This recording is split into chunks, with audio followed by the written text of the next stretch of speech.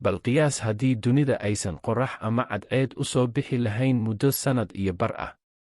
12 Abriil sannadkii 536 waxaa lagu soo wada toosay mugdi riyo ah, dareemo murugo leh, waxaan ay dunidu sidaasii ahayd 547 maalmood oo kale oo xidhiidh ah.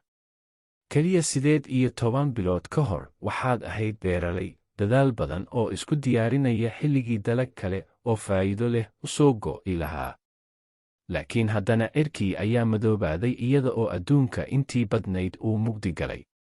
Laga soo bilaabo horaantii 536 ilaa bartamihii 537 inta badan aadamuhu wuxuu maray sannadihii ugu adkaa iyada oo ay u hayd gudcur, dama iyo mugdi.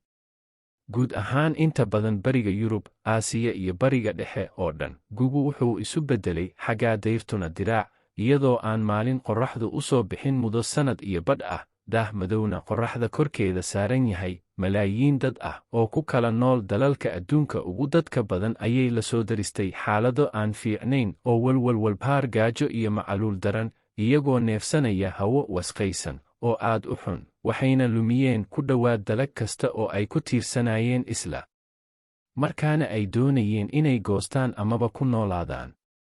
Kani maaha qisada riwaayada ama soo saarista filin fantasi ah. Tani waxay u ahayd xaqiiqo adag malaayiinta qof ee ku noolaa wakhtigaas adage ee mugdiga ah, ama sida taariikhyahannada qaarkood ay ku dhawaaqeen, sannadkii ugu xumaa ee abid noolaha dunida korkeeda soo mara. Maaha 536 ilaa 37 oo keliya, laakiin 10 sano oo cabsi ah ayaa raacay sannadkaas xun sida ay taariikhyahannadu sheegeen.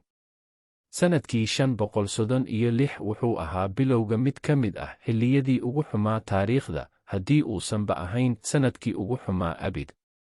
Gugii 536 qarax foolkaano ah ayaa waxa uu kiciyey barafka dhulka. Sannadihii 540 iyo 547 qaraxyadii foolkaanada ee xigayna waxay ahaayeen kuwo aad u xun. Taasi waxay keentay heer kulka oo gaara 2.7 ilaa 4.5 Fahrenheit sababtoo ah qiiqa culus ee ka dambeeyey qaraxyada foolkaanada. Qorax lama arag ilaa 18 bilood oo xiriir ah.